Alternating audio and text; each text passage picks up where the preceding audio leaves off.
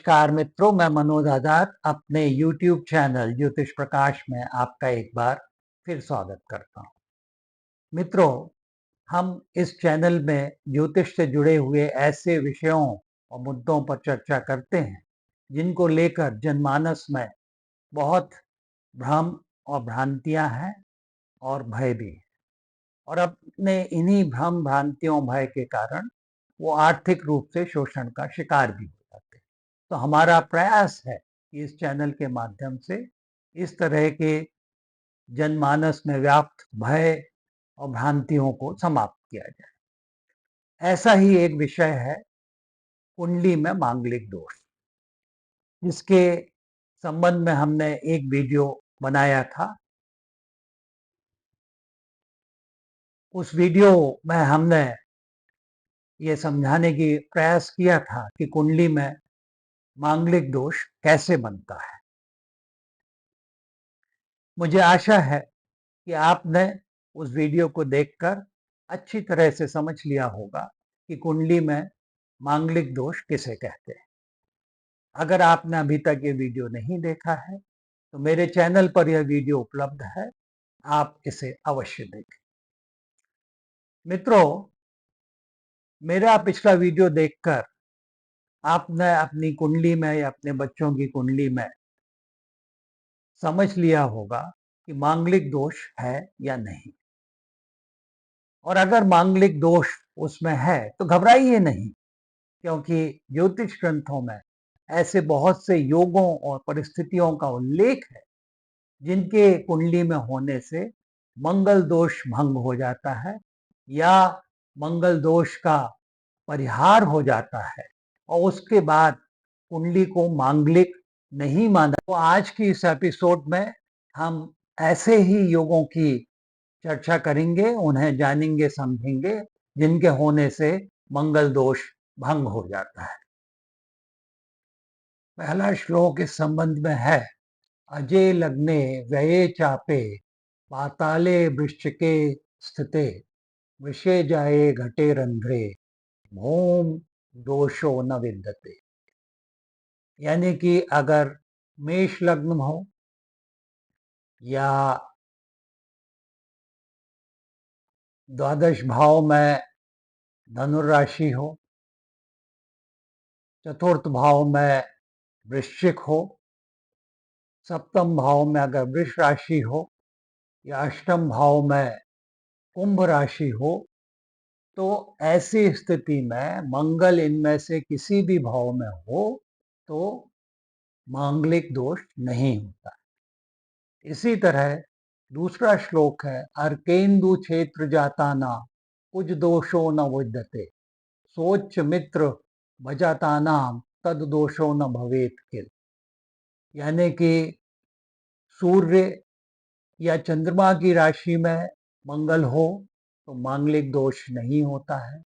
इसी प्रकार मंगल अपनी ही राशि में यानी मेष या वृश्चिक में हो या उच्च राशि यानी मकर में हो या मित्र राशि में हो, तब भी मांगलिक दोष निश्चित रूप से नहीं हो। शनि ही भौमोऽथवा कश्चित पापो व तादृशो भवेत तेष्वेव भवनेष्वेव भौम दोष विनाश कृत। तो शनि या मंगल या कोई और पाप ग्रह दूसरी कुंडली में हो, यानी कि वर की कुंडली में अंग अगर मांगलिक दोष हो और कन्या की कुंडली में उन्हीं स्थानों पर या तो शनि हो या कोई और पाप ग्रह हो या मंगल ही हो, तो भी मंगल दोष का परिहार होता है।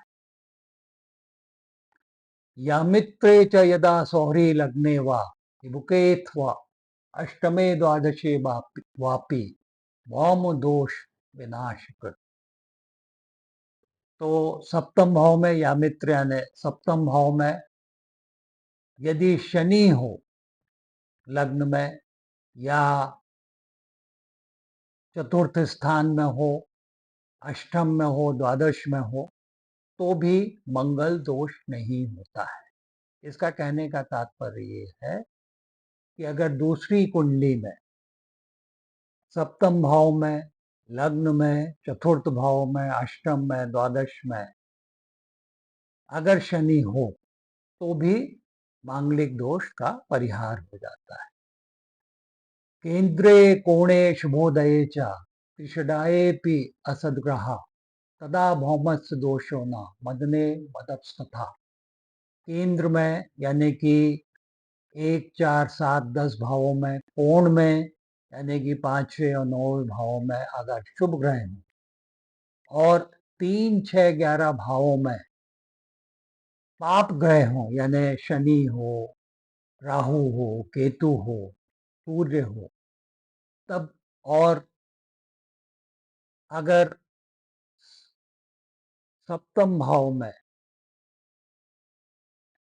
शुक्र हो या सप्तमेश हो तब भी मंगल दोष का परिहार हो जाता है, मंगल दोष भंग हो जाता है। सबले गुरौ भगौ वा लग्ने पिवा अथवा भौमे वक्रणी नीच ग्रहे वार्कस्थपे भी वाना कुछ दोषना। अगर आपकी कुंडली में गुरु बहुत बलवान है, शुक्र बहुत बलवान है, तो मंगल किसी भी भाव में हो, लग्न में हो या किसी और भाव में, 4, 7, 8, 12 किसी अन्य भाव में हो जिसके होने से मंगल दोष होता है, वक्री भी हो या नीच ग्रह में भी, तो भी मंगल दोष नहीं होता। लेकिन इसकी शर्त यह है कि गुरु और शुक्र को कुंडली में बहुत बलवान होना चाहिए। वाचस्पतौ नवम पंच केंद्र संस्थे जातांगना भवती पूर्ण विभूति युक्ता साध्वी सुपुत्र जननी सुखनी गुणढ्या सप्ताष्टके यदि भवेद शुभ ग्रहोपि। अब बृहस्पति, वाचस्पति यानी बृहस्पति, जैसे मैंने पहले भी कहा कि नवम में हो, पंचम में हो या केंद्र में हो, केंद्र का अर्थ है कि 1, 4, 7, 10 भावों में हो, तो ऐसी कन्या बहुत ही सौभाग्यशाली होती है, बहुत सच्चरित्र होती है, बहुत से उसको पुत्र पुत्रियों के सुख मिलता है। और ऐसे में अगर सप्तम और अष्टम भाव में अशुभ ग्रह हों भी, मंगल भी सप्तम अष्टम भाव में हो, तो उसका दोष नहीं लगता। इसी प्रकार एक अन्य श्लोक है, त्रिषड एकादशे राहु त्रिषडेकादशे शनि त्रिषडा के देश भौमा सर्व दोष विनाशकृत। अगर 3, 6, 11 में राहु हो, 3, 6, 11 में शनि हो, 3, 6, 11 में मंगल दूसरी कुंडली में हो, तो भी मांगलिक दोष का पूर्ण रूप से परिहार हो जाता है। अगला श्लोक है, द्वितीय भूम दोषस्थु कन्या मिथुन मिथुनयोर विना। अगर भौम दूसरे भाव में रहते हुए कन्या या मिथुन राशि में है तो मांगलिक दोष नहीं होता है। चतुर्थे कुछ दोषा स्यात् तुला वृष भयोर बिना। चतुर्थ में अगर मंगल हो और वो तुला या वृषभ राशि हो तो भी मांगलिक दोष नहीं माना जाता। अष्टम में भी अगर मंगल हो लेकिन अष्टम राशि धनु या मीन हो या न दोनों राशियां बृहस्पति की हों तो भी मंगल दोष का परिहार हो जाता है। और 12वें भाव में अगर मंगल हो और 12वें भाव में कन्या या मिथुन राशि पड़ती है तो भी मांगलिक दोष का परिहार हो जाता है कि लंबे समय तक प्राप्ति होती।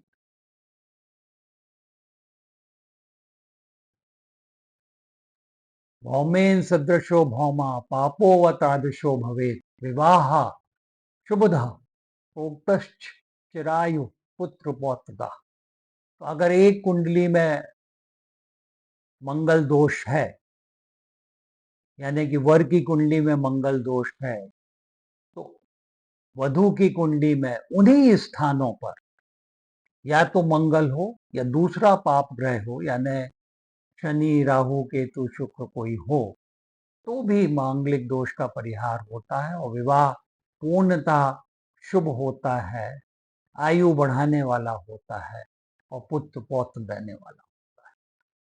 कुजो जीव समायुक्तो युक्तो व कुज चंद्रमा चंद्रे केंद्र गते वापी तस्य दोषो न मंगली। अगर मंगल की बृहस्पति के साथ युति है, योग है, या चंद्रमा के साथ युति या योग है, या चंद्रमा केंद्र यानी 1, 4, 7, 10 स्थानों में है, तो भी मंगल दोष नहीं होता है। न मंगली यस्य भृगुद्वितीये न मंगली पश्यन्ति च जीवा। अगर किसी कुंडली में मंगल दोष है और शुक्र द्वितीय भाव में स्थित है, तो मंगल दोष भंग हो जाता है। इसी तरह अगर कुंडली में मंगल दोष है और उस पर बृहस्पति की पूर्ण दृष्टि है, तो भी मंगल दोष का परिहार हो जाता है और कुंडली मांगलिक नहीं मानी जाती है। सप्तमस्थो यदा भौमो गुरुणा च निरीक्षिता तदात सर्व सौख्यम च मंगली दोष नाश। इसको इसी श्लोक को आगे और स्पष्ट किया है, काफी जोर दे के कहा कि सप्तम में भी अगर मंगल हो लेकिन उस पर गुरु की दृष्टि हो, तो भी मंगल दोष का पूर्ण परिहार होता है और ऐसी कुंडली में सभी प्रकार के सुख की प्राप्ति होती है। चंद्रयुक्तम गुरुर्युक्तम शनिर्युक्तम भौमयो दृष्टिम पूर्ण मंदस्य भौम दोषम न किंचित। अगर मंगल की युति चंद्रमा के साथ हो, गुरु के साथ हो, शनि के साथ हो, या शनि की पूर्ण दृष्टि भी मंगल पर पड़ती हो, तो भी मंगल दोष भंग हो जाता है और ऐसी कुंडली पूर्णतः अमांगलिक मानी जाती है। जो पहले हमने श्लोक बताया है वही श्लोक एक बार फिर आया है। केंद्र त्रिकोणम गुरु दोष हर्तम। केंद्र त्रिकोण में यानी 1, 4, 7, 10, 5, 9 भावों में गुरु के होने से मंगल दोष का हरण होता है। केंद्र में चंद्रमा के होने से भी कुंडली शुभदायक हो जाती है और षष्ठम स्थान में या चतुर्थ स्थान में राहु हो, तो भी मंगल दोष का परिहार हो जाता है, मंगल दोष भंग हो जाता है। ऐसी कुंडलियों में फिर मिलान करते समय मंगल दोष का विचार नहीं किया जाता। मिथुने कुजम सप्तस्थे कर्क लग्ने अष्टम कन्या प्रथम चतुर्सप्त भौमम शुभ फलदायका। एक बार फिर से उसी बात की पुनरावृत्ति हुई है कि अगर मंगल सप्तम भाव में है लेकिन राशि मिथुन है, या अष्टम भाव में है लेकिन लग्न कर्क है, या कन्या लग्न है और मंगल प्रथम, चतुर्थ या सप्तम भाव में है, तब भी मांगलिक दोष नहीं होता है, बल्कि ऐसे में मंगल शुभ फल देने वाला होता है। न मंगली मंगल राहु योगे न मंगली पश्यति जीव जस। तो मंगल की अगर राहु के साथ भी युति है तो मांगलिक दोष का परिहार होता है। और जैसे पहले भी श्लोकों में कहा कि मंगल पर अगर गुरु की पूर्ण दृष्टि है तो भी मंगल दोष का परिहार होता है। लेकिन शर्त यह है कि गुरु भी शक्तिशाली बलवान होना चाहिए, अपने नीच राशि में ना हो, शत्रु राशि में ना हो, तो निश्चित रूप से मंगल दोष का पूर्ण परिहार होता है। और अगर गुरु पूर्ण रूप से बलवान नहीं है तो भी मंगल दोष का कुछ ना कुछ आंशिक रूप से तो परिहार होता ही है। और जो एक भय होता है वैधव्य का, विधवा होने का, तो उससे भी गुरु किसी भी स्थिति में हो, लेकिन अगर मंगल पर दृष्टि रख रहा है तो सुरक्षा देता है, संरक्षण करता है। तो मित्रों, ये ज्योतिष शास्त्र ग्रंथों में वर्णित योग हैं या अपवाद हैं जिनके होने से कुंडली में मंगल दोष नहीं होता है। तो आपने देखा होगा कि ऐसे बहुत से योग हैं जिनसे मंगल दोष का परिहार हो जाता है। और इन सब योगों पर जब विचार किया जाए तो मुझे लगता है कि अधिकांश कुंडलियों में फिर मंगल दोष नहीं रह जाता है, कुंडली फिर मांगलिक नहीं मानी जाती है। हो सकता है 5-6% कुंडलियां हों जिनमें मंगल दोष होता हो, तो उसके भी फिर उपाय होते हैं। दोस्तों, अभी तक हमने मंगल दोष के सैद्धांतिक पक्षों को समझा है। ज्योतिष को विज्ञान कहा जाता है और विज्ञान होने का अर्थ है कि इसके सैद्धांतिक पक्षों की, इसके सिद्धांतों की, इसके नियमों की हम जांच परख कर सकें, उनका परीक्षण करके देख सकें कि उन सिद्धांतों में, उन नियमों में कितनी सत्यता है। तो अगले एपिसोड में हम मंगल दोष के सैद्धांतिक पक्षों की जांच परख करने के लिए व्यवहारिक जीवन से कुछ केस स्टडीज लेंगे और उनके माध्यम से समझेंगे, जानेंगे कि ये सिद्धांत कितने सटीक हैं, कितने सत्य हैं। मित्रों, अगर इस वीडियो पर आपको कुछ सुझाव देने हैं या आपके कुछ प्रश्न हैं तो कृपया उन्हें कमेंट बॉक्स में लिखें। ये वीडियो आपको पसंद आया हो तो इसे लाइक करें, सब्सक्राइब करें, शेयर करें। अगर आपके कोई व्यक्तिगत प्रश्न हो तो आप मुझे व्हाट्सएप कर सकते हैं। मेरा व्हाट्सएप नंबर है 9412722850, जो मैं स्क्रीन पर भी आपको दिखा रहा हूँ। 9412722850। तो इसके साथ अब मैं आपसे आज्ञा लेता हूँ अगली एपिसोड तक। तब तक के लिए भवतु सर्वमंगलम, सबका मंगल हो, सबका कल्याण हो।